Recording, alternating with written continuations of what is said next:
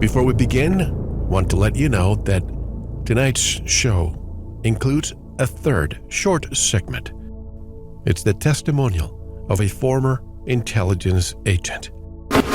In March 1997, an event known as the Phoenix Lights became the most infamous UFO sighting in history. A mile-wide vessel, clearly not man-made, flew slowly and silently over the state of Arizona and was witnessed by 10,000 people, including the governor of Arizona. To date, there has been no reasonable explanation. But for every witness interviewed, the craft was as real as anything they'd ever seen. Their lives were transformed. They now believe that we truly are not alone. However, there is another truth, for I know what they really saw. So after you're done with tonight's interview, proceed to segment 3 and let me know what you think. It's riveting information, and it shows us how we are living on the precipice of reality. And tonight's special guest returns after 3 years. His recollection of lifelong encounters with a hybrid being he calls Betty are riveting. By his own admission, he's no longer holding back, but telling what he has experienced and remembered fully. Tonight he discusses the reckoning with all new facts and content never shared before with the public. We'll discuss the true story of the sad decline and mysterious death of Tobias, plus recent revelations from Betty are disclosed, and the December 8th quote-unquote disclosure from a retired Israeli general and academic, Chaim Heshed. He'll reveal here what he held back till now. Are you ready? You are listening to Veritas. If this is your first time, welcome home. To listen to tonight's full interview and all of our material, join the Veritas family and click on the subscribe button at veritasradio.com. You can make your purchase with a credit card, PayPal, cash, check, money order, and even cryptocurrency. We are now accepting Bitcoin, Litecoin, and Ethereum. Don't forget to visit the Veritas store for focused life force energy, MMS, CBD pure hemp oil, Divinia water, pure organic sulfur, flash drives with all our Sanitas and Veritas seasons, and other great products. And if you want to get in touch with Mel, want to be a guest on this radio program, have a guest suggestion, or have feedback, just click on the contact button of our website at veritasradio.com. And if you're listening on YouTube, like, subscribe, and share it. And click the bell to be notified when new interviews are available. And now, here's your host, Mel Hostelrick. And as it's customary, when someone returns to Veritas, we don't have to read their bio. Terry Lovelace is his name. He's a special guest. And I would highly suggest that before you listen to this interview, if you haven't, go back to when we conducted our very first interview. It was a Vox Populi, his very first public appearance, where he discussed incident at Devil's Den. His bio is right on our website at veritasradio.com. His website is terrylovelace.com. And the new book is titled Devil's Den, The Reckoning, which I'm told is #1 on Amazon. Terry Lovelace joins us directly from Dallas, Texas. Hello, Terry, and welcome back. How are you? Hi, Mel. I'm great, thank you. It's nice to be back with you. It's been, 3 years, right, since we last had you on, and I believe this was your first appearance here, but after that, the world opened for you. Can you tell me, how's that the world welcomed your story? Yeah, Veritas was my first public appearance, my first public speaking engagement about incident at Devil's Den, and I credit it with opening a doorway for me. And I'm happy to say that the book went to #1 and stayed #1 on and off for almost a year. And I've been fortunate. My second book, which I published right around Christmas time, hit #1 in new releases and is back and forth between being #1 and #2. It is now ranked #2 in Occult and Unexplained Mysteries, #3 in UFOs, and #4 in Occult UFOs. So very grateful for that. Well, congratulations. But I remember our first chat. I remember I tried to grab as much information from your story. I always do that. I always try to go in chronological order, do we have no stones unturned. But more things have occurred, more information has surfaced, and I learned a few things that I didn't know before. Why don't we begin in chronological order of the things that you didn't say before that you are now saying? Well, there have been things that have happened. There were stories that weren't included in Incident at Devil's Den, specifically the ones about my early childhood. And the reason for that was my editor said, look, you've covered your stuff that happened to you as a kid already. And, you don't want to make your whole book devoted to your childhood experiences. So, and that always kind of bugged me. So I think that the stories are important. So I made sure that they got out in Devil's Den, The Reckoning. Well, they were already written, so that was easy. So you are filling the blanks now, basically. Correct. And, if you read the prologue to Incident at Devil's Den, I tell the story about 32-year-old Rodney Letterman from Bartlesville, Oklahoma, who came down with his friend to walk the Butterfield Trail, which is the old stagecoach line from 1859. It's now a paved. It's a nice hiking trail now, paved and very easy to. So I hear. I've never been, but Mr. Letterman and a friend were walking, and they were a mile or so into their walk, and this is a Saturday afternoon. Rodney realizes that he left his inhaler in the truck, and he's having an asthma attack. So I asked his friend, would you run back to the truck for me and grab my inhaler? And the friend says, sure, no worries. Friend goes back, picks up the inhaler, runs back, and there's no Rodney Letterman, just his cell phone on the ground. Now, I don't know about you, but my cell phone's either in my hand or in my pocket. And he knew that. It's like a limb now, an extra limb that we'll carry. It is. And he knew that his friend couldn't have gone very far because he was in the middle of an asthma attack. And the terrain's rough off of the trail. So he notifies park officials, and they took it very seriously, and they started a investigation. And at the time I published Incident at Devil's Den, he had not been found. There were no details. It was just, had just vanished. In March of 2019, there was a young couple walking on the Butterfield Trail, and the lady says to her companion, "Is that an albino turtle?" And her friend says, "What?" And he looks, and on a log, parallel with the trail, in plain sight, right in the middle, is placed what she thought was an albino turtle. And they walked over to investigate. He picked it up and realized it was the top of a human skull, bleached white in the sun. And that's an area that's passed by hundreds of people a day. And it was there, open and obvious, in plain view. And it seems like a message to me. Yeah, the Bartlesville medical examiner verified it through DNA evidence that it was, in fact, the very top of Rodney Letterman's skull. And that's all they ever found of him. But I promised an update on Rodney Letterman's story, and that's it. Any correlation, before we continue, you mentioned him by name, David Polite is a friend of this show, who, by the way, his son recently passed away.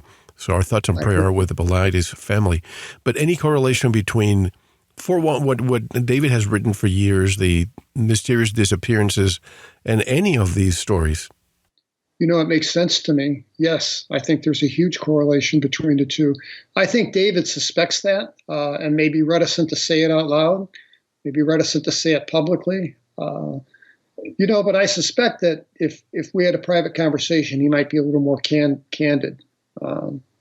Those people go somewhere. Those disappearances, I've read those books. As a matter of fact, Volume 4 in the Missing 411 series is called The Devil is in the Details. Yes. And the history of Devil's Den State Park is laid out in his book. And with, going back to the one that I mentioned, the 1946 disappearance of Catherine Van Alst, who was missing she was found on the 7th day, the day that it was, at the end of that day, it was going to transition from rescue to a recovery. And a young man who was a volunteer from the Arkansas State College, a university nearby, named Porter Chadwick, found her on top of a cliff, or like a precipice that was 600 some feet in elevation, and some miles away from the campsite where she went missing, and a place that had been searched twice before. And he was walking around the top of the plateau, and he's just calling out Catherine. And she stepped out from underneath a limestone overhang and said, "Here I am." And he ran over and scooped her up and said, "My God, are you okay?" And she says, "Yeah, I'm fine." And he says, "Well, how did you get up here?" And she says, "I don't know. I woke up here this morning and I thought I'd just wait for you to come and find me." And, there are stories in the Pittsburgh Press that I found independently, also stories in the Kansas City Star. And the mother is quoted as saying that her hair was clean, that other than a few insect bites, she was fine. She was examined by a medical doctor, found she hadn't lost an ounce of weight and was well hydrated, and there's no potable water on top of that limestone bluff whatsoever. And they ask her, "Well, where have you been?" And she says, "I don't know. All I know is I was playing around the camper one minute, and the next minute I woke up there." So, I sure would have liked to have found her. I don't know. I tried. Unfortunately, Van Alst is a very common name. And, there was no one that I talked to that knew of a Catherine Van Alst. But we know she was a historical figure because her picture's in the Kansas City Star news story. Do you know if she was wearing shoes on top of that bluff? Because that's, as you know. She was wearing flip-flops, shower sandals, and a bathing suit. But yeah, interesting. Yeah, good question about the shoes. Yeah, she had her shoes. Because that's the common denominator of a lot of these disappearances. If they appear somewhere else, first of all, the shoes are left behind, and then they appear somewhere else. The ones who can I say, recovered or reappear, even, a 2-year-old that appeared 60 miles away, no shoes, and appears totally unharmed. I mean, this is really incredible stuff. And, I know that David is reticent to talk about any paranormal aspect of it because he wants to give credibility to the story. But as you said, if we were all having a beer, the three of us in a fireplace would probably be saying otherwise. I think you're right. Yeah, I think you're right. And I admire his journalistic credibility and his right. He doesn't speculate. He doesn't make assumptions, doesn't speculate, doesn't draw conclusions. What he does is he does a very neat job, like any good investigator would do, of compiling doing a spreadsheet, doing an Excel spreadsheet. And with that, he's been able to find all these commonalities and really develop this into what turns out to be a worldwide phenomenon. And I'm pretty sure that the national parks and U.S. Forest Service are not too happy about that work because they make a lot of money from park entrances and the tickets and all that, and they don't want the bad publicity, but people should know. But anyway, going back to your story, I want to go back for a second with Toby. I remember I asked you during our first interview about Toby and what happened to him, and there were a few things that didn't make sense, and, why would he all of a sudden disappear from the map? Can you tell us from this new installment what you found about Toby and also the FBI agent friend of yours, Frank, and some of the things that he told you and he apparently lied to you? Tell me more. Yes. And I've had some very unflattering responses from law enforcement. And you know what? I'm not trying to tar everyone with the same brush here. I've got nothing but respect for law enforcement. I was a member of law enforcement as a prosecutor for years, and but the truth is the truth. It's VERITAS, right? It's the truth. And the guy did tell me incorrectly that he had passed away. The story goes like this. I was in the early 80s. And I don't remember if I put it in Incident at Devil's Den, but Tammy, Toby's ex, contacted my wife in the early 80s. And she had married a long-haul truck driver who was taking a load they were living in the Los Angeles area, and he was taking a load to Detroit, Michigan. And she was going to ride with him.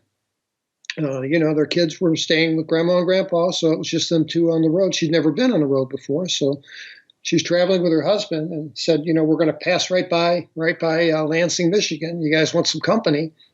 And we're like, sure, we'd love your company. So she stopped by, and I wanted to talk about Toby a lot more than I had a chance to do, but it was a little awkward with her new husband there. But what she was able to say was that Toby had a problem with alcohol. And, it wasn't so much that he was a day drinker or a frequenter of bars. But during the morning, he was fine. During the afternoon, he was okay. During the early evening, he was nervous. And he was terrified at the prospect of closing his eyes and going to sleep. And he would begin a couple hours before bedtime just pounding the vodka until he passed out. That was his way of avoiding, because when you're asleep, you're vulnerable. And that's when the monsters come in. So, and I can somewhat relate to that. I can't deny that I had my struggles too, especially with the night and going to sleep. I still suffer from PTSD-like symptoms. For instance, I won't cut across an open field ever.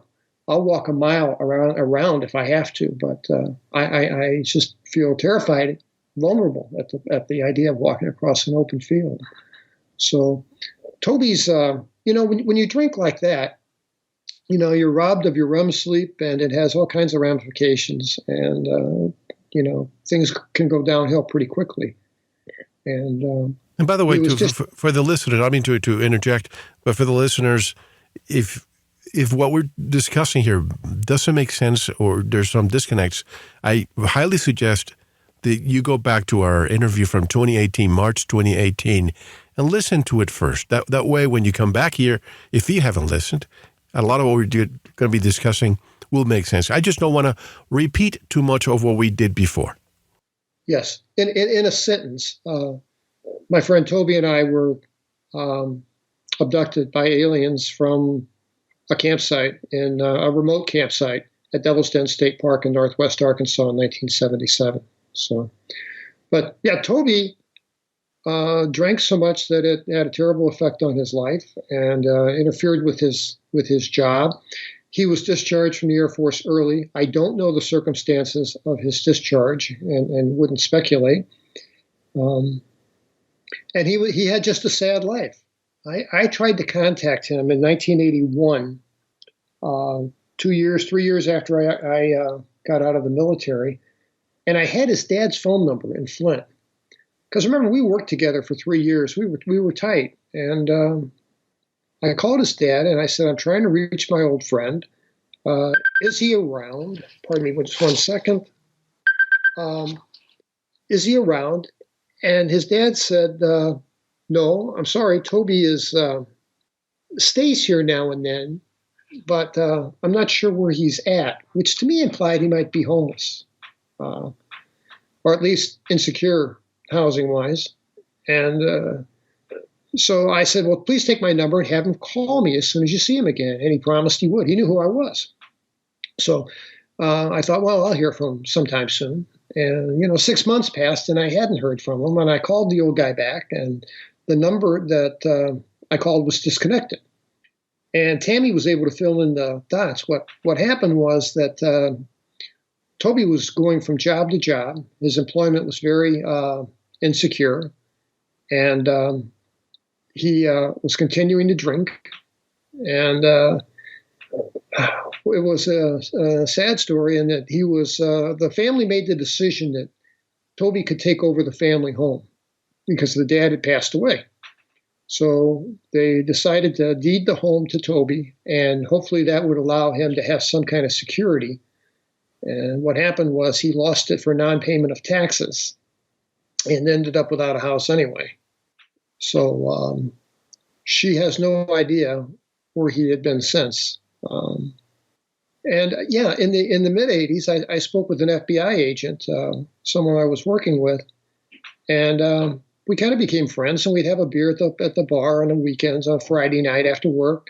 And I asked him, I said, I'm trying to locate a buddy of mine I was in the Air Force with. Do you think you could help me find him? And he said, and this is FBI humor, "Sure, I can find anybody so long as they're not a fugitive." And I kind of feigned a laugh because, that's kind of their job. And so he had a good laugh. And He said, I can't open an official investigation, but what I can do is see if I can help you out, as a friend. And so he asked me to give him write down everything that I could possibly think of in regard to my friend, include a picture, his likes, his dislikes, what I knew about his family. And, you learn a lot about a guy if you work with him on a night shift for 3 years. So I did, and I gave it to him, and he said, yeah, I'll see what I can dig up for you. So 2 weeks, maybe 2 weeks, 2.5 weeks later, I believe, it wasn't the next week, he calls me up and says, meet me at the bar. I got some information on your buddy. And I said, great. And hung up, and got to the bar. He was late getting there. But when he got there, I could see when he walked in the door, it was going to be bad news of some kind. And he came over and sat down and said, Terry, I got bad news for you. I'll get right to it. I'm afraid your friend is dead. And I said, Dad, Frank, how can this guy be dead? He's a young man. And he says, Terry, I know, I understand, but it was an automobile accident out of Flint on 94. It was a crossover accident and 2 cars involved, and your friend didn't make it. I'm very sorry. And I'm stunned. And he's like, look, Terry, you've been around the block. You know how things work. This is life, man. I suggest you process it and move on. And I was stunned. And, I could have so easily picked up the phone and called the Michigan State Police and verified that. I mean, I knew the guy to talk to, and I could have easily done that, and I didn't. And I took his word for it. And yeah, he did tell me a lie. And I think the reason that he did that, because all the FBI agents, all the federal agents I've ever worked with or known were all stand-up people. And I think that somewhere there's a federal file that says these 2 guys aren't supposed to get together. I think they're afraid that we would, put a story together and take it on the road or sell it or do something with it. So you think somebody got to him? Yeah, I think so. Robert Hastings, who's who Robert is, yes, I'm sure, you probably interviewed him, is a friend of mine. And he said, yeah, that's not uncommon. He says they'll do everything. Government will do everything they can to keep the 2 of you apart from one another. I haven't interviewed Robert, but I definitely know about him.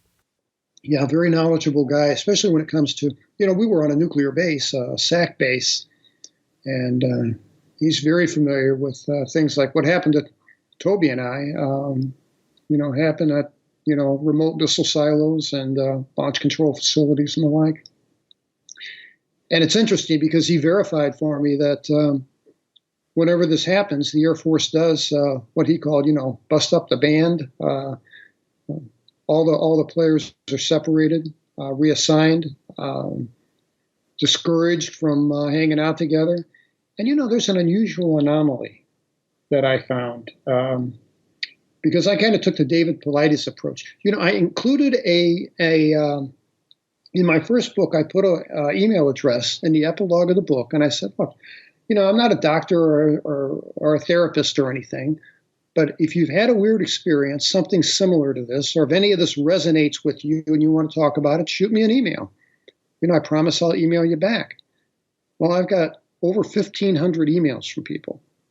And about 600 people sent me really cool stories. Other people will mention, yeah, I saw a saucer dart through the sky, or yeah, we saw this. But some of these people have had incredible experiences. And I took the time to kind of verify, but to verify them as much as I could, speaking with the people in person and, judging their, not that I'm qualified to do this, but trying to, as a layperson, judge their cognitive abilities and status and the veracity of what they're saying.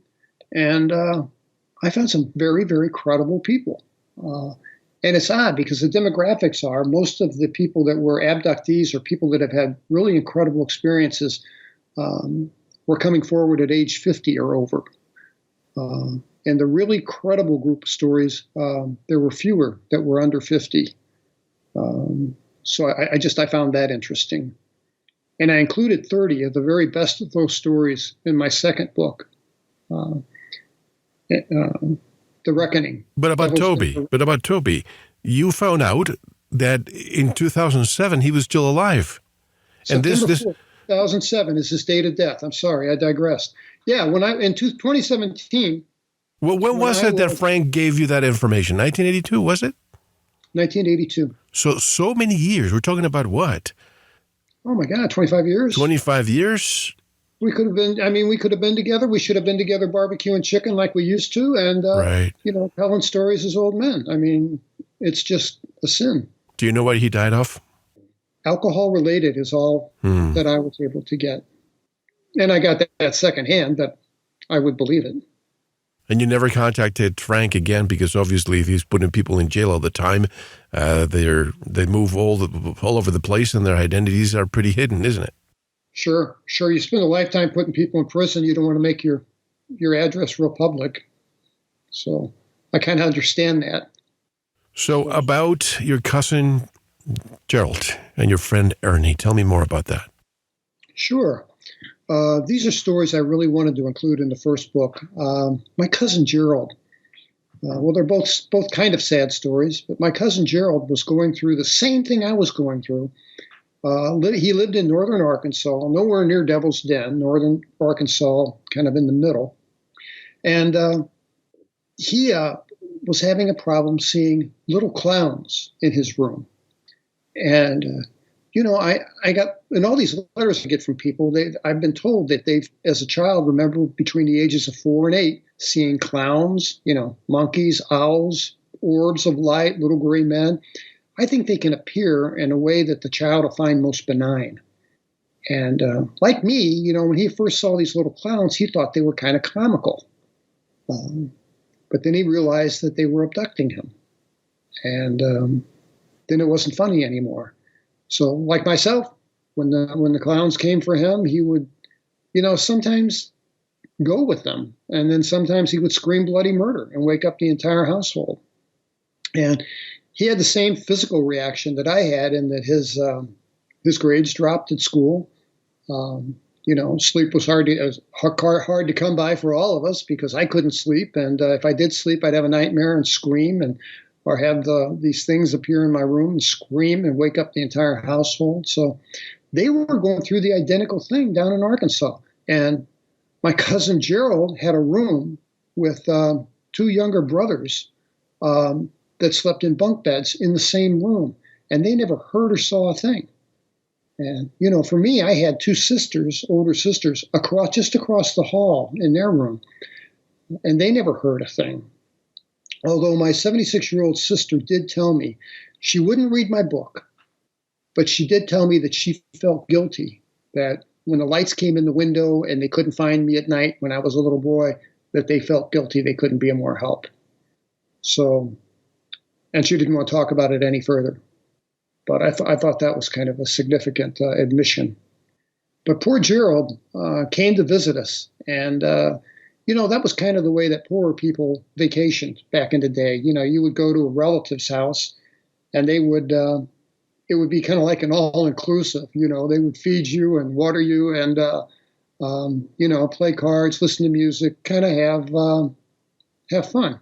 And, then maybe the next holiday, Thanksgiving or whatever, it'd be your turn to go to their place, and they'd return the favor. So they used to come to St. Louis once a year in the summer. And so I saw Gerald every year. But we weren't close. But he came that one summer, and we were both 8 years old. And he told me that because he had heard his mother talking about Terry's problems, and they were very strict Southern Baptist, and in their religion, they were certain that these things were demons and were not alien in any way, shape, or form. So the cure was to have Gerald baptized and rebaptized, and have him at church with the laying of hands. And what they really did, I'm sure it was inadvertent, and I'm sure they were well-intentioned, but they shifted the burden of what Gerald was going to onto his shoulders. And he told me that, that he was told that because he doesn't. Sometimes he doesn't think properly. Then, in a moment of weakness, he lets the demons come in, and that's how they sneak in. And he believed that. And I told him, I said, Gerald, I don't think that's right, man. I don't think that's right. I think these things are monsters of some kind. I don't think that they're demons at all. And he just wasn't sure. And the poor guy was just having a heck of a time. And he wanted to know. I had made an attempt with my friend Ernie. I knew where my dad kept a revolver, an old antique 32 caliber revolver. And if you think that your kids don't go through your stuff, I think you're maybe a bit naive, because I think all children do that. I know I sure did. And I found my dad's 32 revolver in the back of the headboard of his bed, of their bed, mom and dad's bed, along with the flashlight. And I knew that in his underwear drawer there was a box of 32 cartridges in a really cool old box, red and white box, or red and yellow box. And I talked with my friend Ernie, and I told him I got a plan. I'm gonna shoot these things dead. And he said, well, if you're going to do that, have you thought about practicing? And I'm like, no, I never really had given that any thought. I mean, I was used to seeing on television, you point, you pull the trigger, and the bad guys drop dead. Well, I thought that I could solve my problem by shooting these 4 little monkeys that would sneak into my room and take me. I would shoot all 4 of them dead, and then there would be evidence that, yeah, these things aren't human, they're monsters of some kind, and I've been telling the truth all along. And, the consequences can be what they are. So Ernie said, well, let's do a target practice. He says, you need to make sure you know what you're doing. So I had been carrying around a cast iron toy gun, practicing twirling it on my fingers. So I was just familiar with the feel of a revolver, but I didn't realize how much heavier the real thing was, to hold in your hand. So we made a plan to meet at the city park about a block from us. And, here we are, 2 8-year-olds, and I got my dad's 32 in my pocket, and it's loaded with 6 rounds, and I have 6 cartridges in my pocket. And Ernie meets me at my house in the morning. On his bike, he's got 2 targets drawn on cardboard for us to shoot at. And we ride down to the park early. It's like 7 a.m. on a Sunday morning. There's nobody out there. There's a woman on the far end of the park walking a little poodle. And Ernie sets up these 2 targets by this big sycamore tree, base of this big sycamore tree by where the swings were. And I pull out the gun, and Ernie's like, let me see that. And I'm like, no. And he's like, no, you got to take the safety off. And of course, we were both kids. Neither of us knew Smith & Wesson revolvers did not have safeties. There was none. It was simply, like the camera, point and shoot. Right. It was double action. When you pulled the trigger, the hammer went all the way back and then fell forward, in the flash of a millisecond, and discharged the gun. So we're in this tug of war with the gun, going back and forth. And I keep opening. The only lever that I can find opens the chamber, and so the cylinder slides out. And, we put it back in, and nothing that looks like a safety. And in this back and forth motion, somebody's finger, and I'm pretty sure it was mine, pulls the trigger. And, I had only heard guns go off on television. I'd never heard one go off in real life. And this was the loudest noise I'd ever heard in my life. And it... scared us. And we're immediately like, are you okay? Are you okay? And by the grace of God, neither of us were shot. Like my grandmother used to say, God takes care of fools and drunks and little boys. So we were very fortunate. The little old white lady at the other end of the park, though, it picked up her dog and was running way faster than any 75-year-old woman should run. And I'm sure that triggered a call to the police, and I put the gun in my pocket.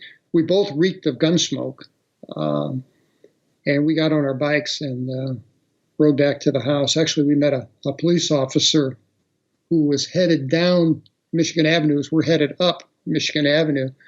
And he pulls over and rolls down his window. And I have this pistol in my right pocket of my blue jeans.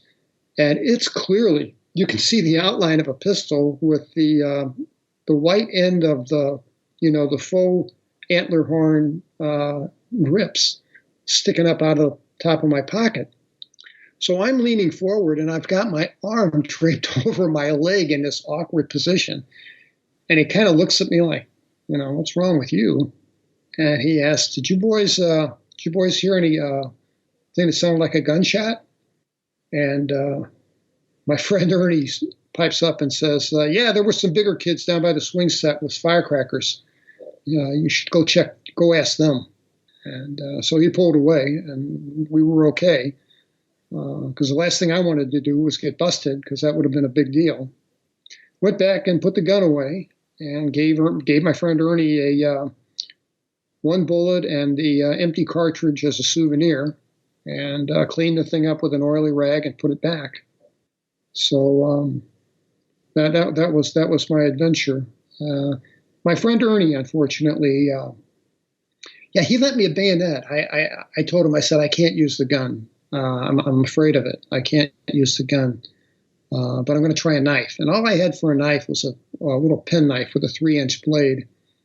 And Ernie, I'll tell you, what a pal. He lent me a war relic that his father brought back from World War II.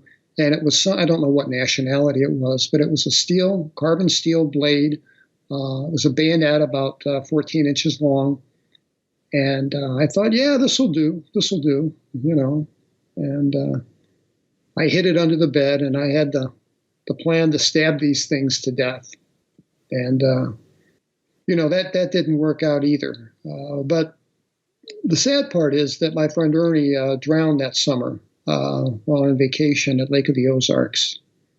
And that was the first death. My cousin Gerald took his life with his father's rifle at age 19.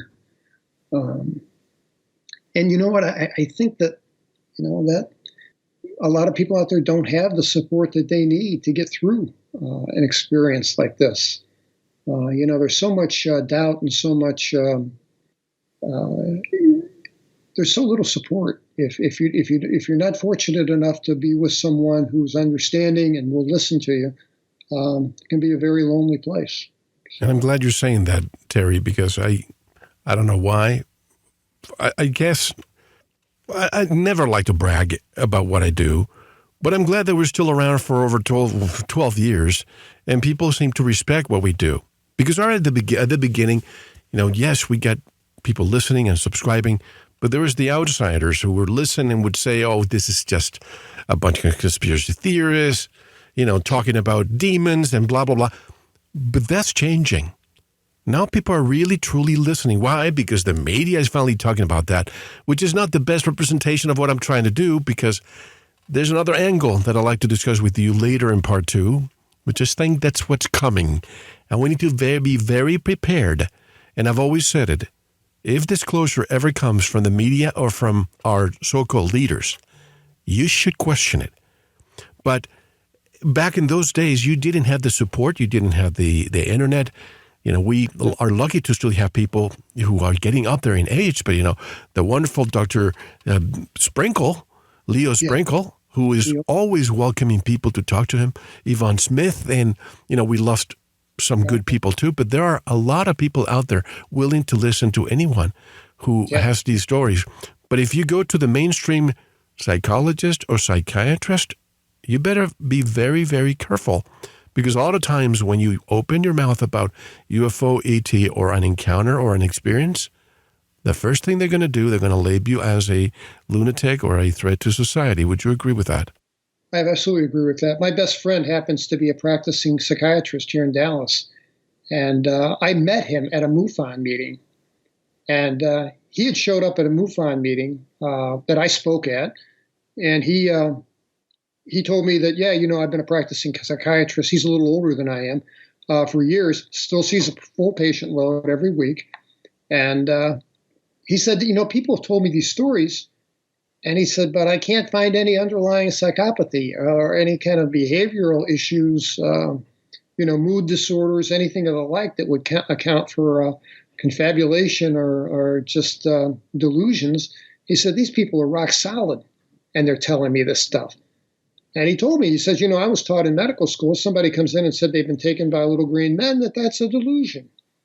And he says, no, I don't think so. He said, I think it's a real phenomenon.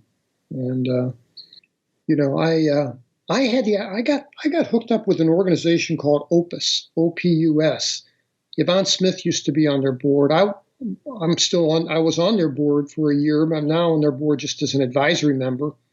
But they're at OPUS, the Organization for Paranormal Understanding and Support, opusnetwork.org.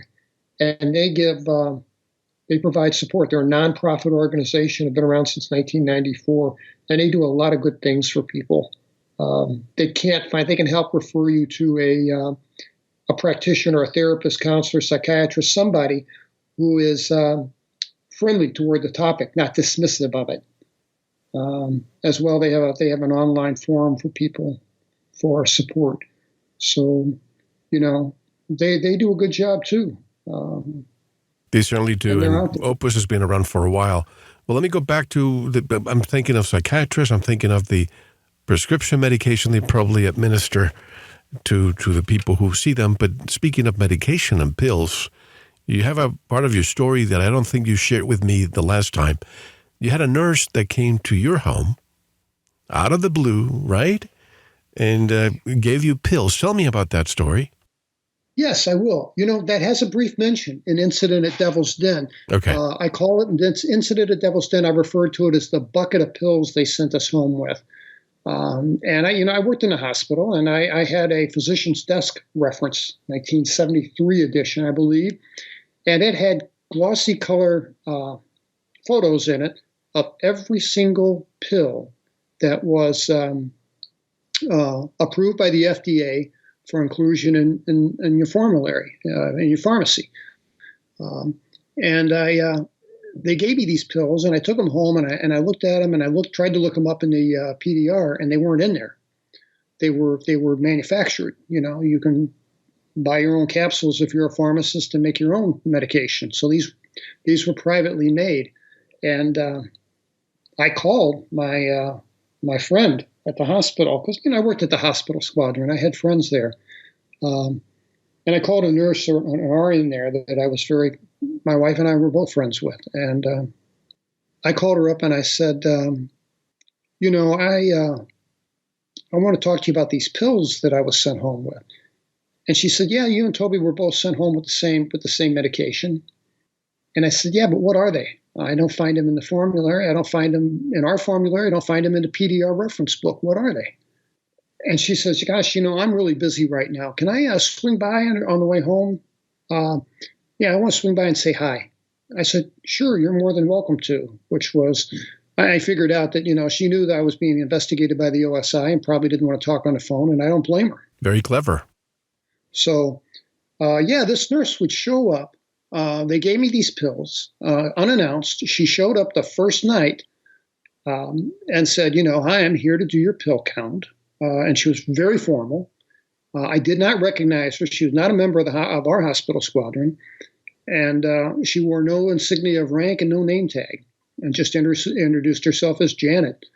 And she carried a medical chart with my name on it, and a little thing like a pharmacist would use, that little tray that has a tube at the end, so they can open it up, they can dump the pills out. Dispense the pills, right. Count them, and then dump them back in the bottle. So I was taking these pills as directed, and by about day 4, I'm stupid. I mean, I can't find my wallet or keys. I'm not reading. I'm watching cartoons. I've gone downhill mentally. And my wife comes to me and says, I got to talk to you. I think these pills you're taking are making you stupid. And I said, I don't know. I'm supposed to take them. And she's like, you know what? Do you trust me? Trust me. Don't take these anymore. They're not helping you. They're hurting you. And I said, okay, I will trust you. And I did. And I said, well, what about Nurse Janet? She's going to come by for a pill count. And she says, easy. She said, every meal, when you finish your meal, just in case she comes early, because we're 3 times. I took the pill 3 times a day, one with meals. So she said, flush one away down the toilet after breakfast, flush one away after lunch. And if she comes for her pill count, it's after dinner like it always is. She always came at the same time. She always came around 6:30 p.m. right after we ate and would do the daily pill count. So she was predictable. And 4 days later, I started to feel much, much better and got my wits back about me. And Nurse Brenda came by, and she came by after 7. I told her I'd have company until 6:30. So I think it was 8 o'clock when she showed up. And, she came in and gave me a hug, gave my wife a hug. And, we had a beer and we sat down and I told her the whole story. And I said, where did those pills come from? And she says, well, I can tell you this, that they weren't made in our formulary, that they came here from Wright-Patterson Air Force Base. And I said, okay. And that didn't mean anything at the time. But of course, years later, Wright-Pat has kind of a reputation for being, for maybe having something to do with the UFO phenomenon. Right. Whether it's true or not, who knows? But that's where the pills originated from. And then they were repackaged to come from the pharmacy at Whiteman Air Force Base. God, no, I wish I'd saved just one of those pills. I really would love to have known what they were giving me. Do you think it could have been a slow form of cyanide poisoning? No, I don't think cyanide. I'm just thinking chemistry here. But I think it was something that would cause some steep mental decline. I really do. I think they were poisoning us. That's a heck of a statement to make. But, I'm left with that conclusion. I took them for 4 days and I was, dumb as a fire plug. Because if you think about what happened to your friend Toby, he immersed himself into alcohol too, right? Not you, but he did. So they probably knew that eventually his life, his family would be broken because of his alcoholism. And he probably would end up that way. In your case, you were not an alcoholic, correct? No. Right. No, let me be clear. I had my struggles and I had trouble. I had fear of going to sleep. So, in the 80s, they prescribed benzodiazepines, Valium and that ilk, pretty freely. And I took some of those for sleep. And they help in the beginning. But, it's like having a glass of wine before you go to bed. Then you have 2, then you have 3, and it's just a slippery slope. Yeah, you develop a resistance to it. Absolutely. So, what I do? Over the years, I take 25 milligram of Benadryl, diphenhydramine. I take 1 a night. That's a low dose, and that seems to help me sleep. And I also use headphones and listen to meditative apps, so that I don't hear the ambient sounds in the house, that freak me out. But yeah, I wonder what kind of damage Toby may have suffered mentally if he'd taken, the full bottle of that medication. Do you think he took the entire bottle? Toby was by the book kind of guy. I could see him doing that. I really could. But if your friend at your squadron told you, this person does not belong to our squadron here, what do you suspect? And while I was reading your book, lately I've been reading a lot about the real Men in Black, right? Everybody talks about men in black, but they never talk about women in black. And it doesn't mean that they're black, it's just that the proverbial ones, you see them with, or people have seen them with just the black eyes. Do you think that there are women also that perhaps, who knows, I'm just going to speculate here for a moment. All these people that knock on somebody's house and they have a black car outside and they have no emotion whatsoever. They do a task. They tell the people, hey, you do this or things are going to happen. It almost sounds like this person was emotionless, did the task as planned, and did not belong to your hospital. What do you think? I think that describes her to a T. I think that's 100% accurate. I believe she was a nurse. I worked around enough medical people that had she been masquerading as a nurse, I think I'd have picked up on it. maybe. So I think she was a genuine nurse, but she was no one that my friend Brenda, from a physical description, knew of anywhere. She wasn't from our hospital, which also raises the issue of how do you get, if you're from outside, maybe you work at the local hospital and you're contracted. You're going to have to get a special pass. You're going to have a background check. I think anybody less than a federal agent, how are they going to gain entry through the gate?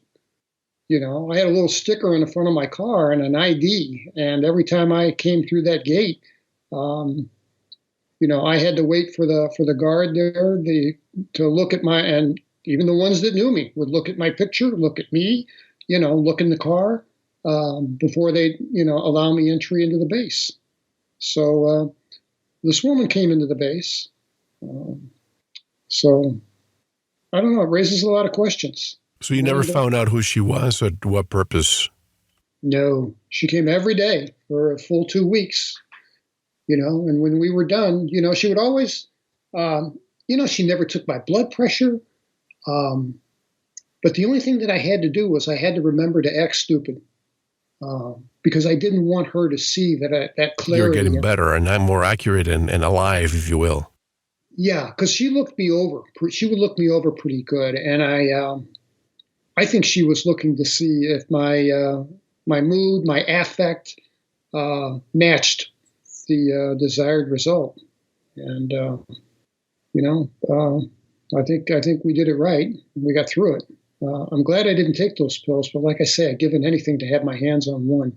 But when she suspected and she wanted to see you put the pills in your mouth, were you trying to just hide the pill and wait until she was gone so you can throw it away? No, she never once asked me to take the pill in front of her. She just came in and counted what was left in the bottle. That's interesting. Yeah, because I asked my wife, I said, what do I do if she wants to see me take the pill? And she says, well, you just slip it between your tongue and your cheek and take a sip of water. And if that doesn't work, take one pill. But then what we'll do is we'll take the capsules apart, because the capsules you can take apart. She says, we'll take the capsules apart, dump them down the sink, and fill them with flour. These were white capsules. And, wow. I'm married to a very smart woman. I was going to say, I didn't want to imply, because a lot of times, and I've spoken to so many people who have had not similar stories, but stories and experiences. And unfortunately, a lot of people, because this is post-traumatic stress disorder for the rest of your life, the marriages suffer. And I would say that a very small percentage of their marriages remain. And you're one of the lucky ones, I would say. I'm one of the fortunate ones. We're like Betty and Barney Hill. Correct. We count ourselves as fortunate. I can't remember, honestly, Terry, I can't remember the last time I spoke to somebody who suffered of an experience decades ago, who tells me, oh yeah, I'm still with my husband or my wife.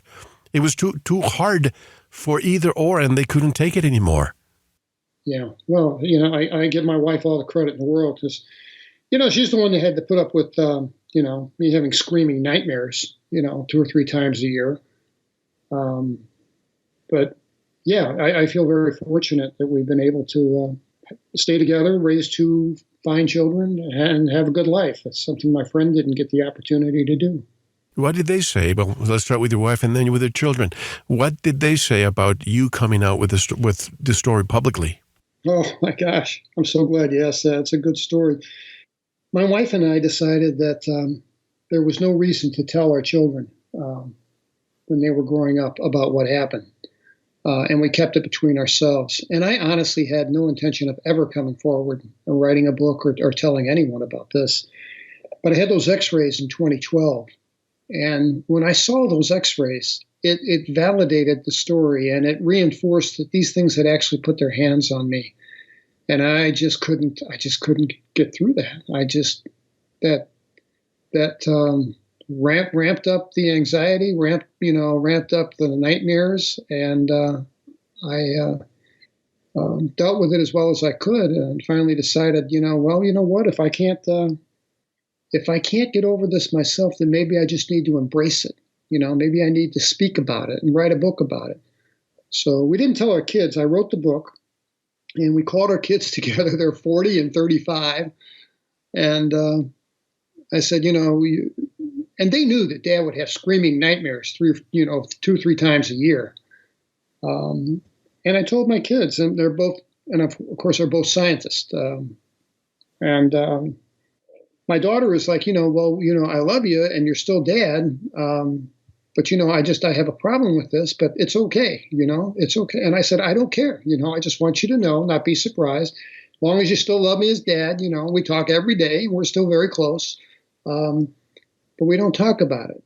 My son, on the other hand, admitted to me that he had seen, privately, he admitted that when he was 13 years old, that he was awake in the middle of the night. And he's sure he was awake. His feet were on the floor. He was sitting on the bed, and he saw a gray figure, a small gray figure, peek around the door. And they made eye contact for a moment. And he didn't scream. He didn't. His reaction was muted. It was just he saw it, and that was it. And I said, "Why didn't you tell me?" And he said, I was afraid to. And, I think that speaks to the level of influence that these things have on us. And I think that, because I know when I first started to write about this and when I first spoke about it, I know when I spoke for the first time on your show, I felt guilty. I mean, it was everything I could do to get through the interview because I really felt like I was violating some kind of sacred family trust, like I was breaking a fiduciary duty to not talk about it. So that was hard to deal with. But after every experience of speaking, it got easier and easier. And then I found that I felt better and better because every time I spoke, it validated the story. And, I took the stance that, look, I'm not going to try to convince anyone of anything. Believe my story or not. I have no problem with it either way. Honestly, I'm telling it more for my benefit than I am anybody else's. But I mean, high on the list as number 2 is I think people should know the truth. They should know, but this stuff is real. So when their cousin or their husband or their whatever comes to them and says, you know what happened to me, then listen, because it may very well be a real experience. Well, you have no idea how many people listen to us who listen to us in private. And they tell me this is a subscription that I buy in private. I don't want anyone to know about it. And many of our guests, and even on my other show, Sanitas, some of these people and some doctors, medical doctors, listen to it. And they say, there's a part of me that always wants to know more. And I cannot get this information out there anywhere, but I feel very comfortable to know that and I say it like this. They say it. I'm glad that there's a tribe for me that I belong to. And you're not alone, Terry, and no one who's listening who has gone through a lot of this. And there are so many people who walk in silence. People in the airline industry, pilots yes. I've talked to in private who tell me I cannot even mention what I see. And they say, now that I have a more keen eye, because a lot of pilots, they see lights and they think, oh, it's just a shooting star of this and that. But some pilots who see, they see more and more. And they say that is one of the, what do they call it, silent things that you cannot even discuss. Just to mention it to anyone, you'll be out of a job the next day. Sure. Academia is another field. Correct. I've got a good friend, 65 years old. He's a history teacher for Citrus College in Glendora, California. He's written several academic books, written academic papers, is well respected. And he published a book at the same time I did called Timeless Esoterica. His name is Dr. Bruce Solheim. And Dr. Bruce and I, we figured out pretty quick we had something in common. And we made contact with each other. I don't remember who contacted who, but he's like, yeah, he said, I went to the board of trustees and I told them I'm going to publish this book. And he said, I've been a lifetime psychic, and as was my mother, and I'm going to come public with this. And they said, okay, well, we'll get back to you. And he was certain they were going to fire him. And they ended up letting him teach a class on the paranormal in the evening division. It's not for credit, but I've been a guest speaker there almost every semester. So times are changing because they embraced the story, and this I want to get out, and that is that in 2019, in November 2019, I was invited to speak at Rice University along with Leslie Kean. It looks like Kean, but it's pronounced Kane. She's the New York Times. She's been with me here, yes. Yes. So Leslie and I spoke at Rice University. She spoke on the UFO phenomenon, and I spoke on the abduction phenomenon. And it was a really strange time. The head of their humanities department is a good friend of Whitley Strieber's, and Jeffrey Kripal is his name. And Dr. Kripal is a real gentleman. He had us there to speak, no public, no press, just the two of us speaking to faculty, PhD candidates, and a few master's candidates in there too, on the phenomena. And, this was the humanities department. He's the head of it. And I thought, that's got to include the theology department. How are they going to accept this idea?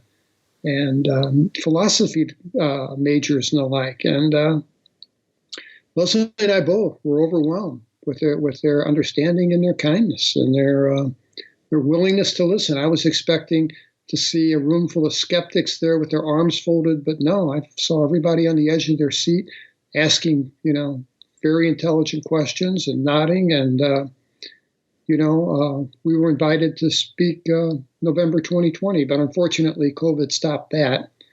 I think times are changing a little bit. I don't think my book would have been anywhere nearly as well received had I published it 5 years earlier.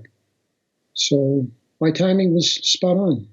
I think it was, because I remember my conversation with Dr. Leah Sprinkle, and he cried on the show when he retold the story of, he loved being a university professor. And he was doing this on his own time, outside of working hours, and he was severely punished by his superiors, by the dean, and he had to leave. And how do you do that? You try to do good, but then you're told not to. But it makes me wonder, and I don't mean to sound pessimistic about this, but when you see the media talking about this, now the Navy talking about some of their patents that could change our reality, you probably have seen this lately in the mainstream media, this is unheard of. And you see interviews where people are being taken seriously, and I wonder, Terry, if they are getting ready for something to fool the population. And I don't want to get too much into this because I have a segment 3 with a 15, 20 minute testimonial from a former intelligence agent that's going to just make people be on the edge of their seats. And I don't want to say too much about it, but do you think that they're getting ready to, quote unquote, artificially disclose for nefarious purposes? You know what? I can say this. I can say my opinion, and that's all it is. I don't have any evidence, of course. But what I would do is I'd point to an actual event. On December 8th, the Jerusalem Post carried an article. I found it on the Jerusalem Post, same day, shortly after it was publicized. The professor, yes, I know you were talking about. Haim Eshed. Yes. Well respected. He was in charge of Israel's space protection, and he served as a general in the Israeli Air Force for 30 years, then 10 years as a university professor. And I have friends in Tel Aviv who tell me that, he is the Buzz Aldrin of Israel. He is a well-respected man. And, he came out with this story that that Israel and the United States are parties to a treaty with, and I didn't like the term he used. I thought it was kind of sci-fi-ish, with the Galactic Federation. But it's a collection of different beings from different places that form a they're one unit. They are their own little government that you deal with, like NATO. And we've been under a treaty with them for many years. And that kind of bears out that Eisenhower story. But I won't go into. But the 1954 treaty that's still supposedly happening. Yes, I think there may be some truth to that. I do. And that Doty character was probably misinformation. But Dr. Rashed said that it's not time for disclosure until people understand. And these 5 words stuck with me as being incongruent. I don't know. I don't understand. Until people understand the nature of space and spaceships. And I read that and I thought, what? That doesn't make sense to me. That people have to first understand the nature of space and spaceships. And I just found that suspect. So there's a lot going on. And then Avi Loeb has his new book out as of January 26th that I haven't read yet, that I'm waiting to get my hands on, about, Oumuamua. And I'd like to read that. About the space object? Yes. What do you think that is? I agree with Dr. Avi Loeb that it was extraterrestrial in nature, that it was an artificial device, not a natural device. And he says that not based on a guess, but he says that based on the acceleration. Asteroids have water on them. That's why they have a tail. And when they're, near the sun or near some heat source, they will they'll gain speed. But this thing gained, I forget how many, like 30,000 miles an hour. And he had the trajectory clocked. I mean, they've got the math to prove that this thing was somehow artificially accelerated, that it does not make sense in Newtonian physics for this thing to have reached that speed and taken that trajectory. Doesn't make sense. The reason why I brought this up, Terry, was because you remember back in 1997, that's the moment I moved to Arizona. I didn't see it, but 10,000 people saw this 1 mile wide object. I mean, There were witnesses everywhere, including the governor of Arizona at the time, Symington. Yes. And this individual, this former intelligence agent, explains what that really was. And if you want to know, folks, you have to go to segment 3 for that. But my concern about all of this is because it seems that things are converging. And if somebody were to come today and say, we have been visited, you see them right now, all of a sudden, if we have the technology to fool the population in many ways, how would we discern if they are not, say, holograms, and we have the technology, Project Bluebeam or Skybeam it's called now.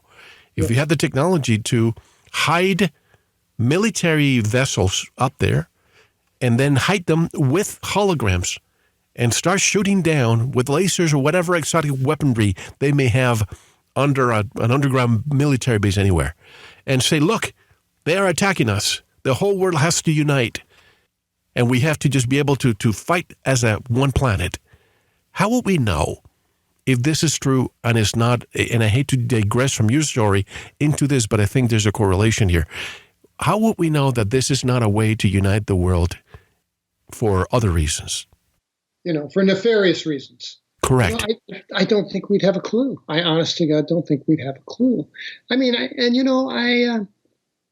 used to scoff at the idea that if disclosure came, there'd be riots in the streets in Tokyo and New York. But you know what? I'm not so sure. I don't think so. It depends on how it's done. And if it's done for manipulative purposes, I don't rule that out at all. If it's done, like, when was it? 1937? Is that when the Orson Welles War of the Worlds? War of the Worlds. Was it 1937? Am I right in that date? Around in the 30s, right? Yes, I think you are. Imagine, this was New York, I believe. Yes. Imagine if this is done, surgically orchestrated in every major city around the world. Multiply that by thousands of cities instead of just one. In 1937, that was just a test run. Imagine, as you said, it has to be done correctly. And I don't think people would revolt. But if it's done with fear, and they start seeing people, being shot with lasers or what have you, they will be clamoring for help immediately. Yes, and accepting it. And that's my biggest concern. But we have to take a one and only break, and when we come back, I want you to discuss more of what you haven't discussed in the past, and you added more in your new book, Devil's Den, The Reckoning. How can people buy the old book and the new book? They're both on Amazon. Incident at Devil's Den, and the new one is Devil's Den, The Reckoning. Number 2 this morning. It was number 1 bestseller yesterday. I think we were in number 2 slot an hour ago. We bounce back and forth, but I've been in that bestseller list, as was Incident at Devil's Den. So I'm very proud that wasn't a one-on, that it's been very well received. So I also have a website if you'd like to see some images, terrylovelace.com. I have the x-rays from my leg in 2012.